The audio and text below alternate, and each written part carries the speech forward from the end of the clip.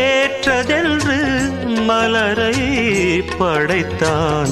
தலைவனும் மாலை என்று சூடிக்கொள்ளத்தான்.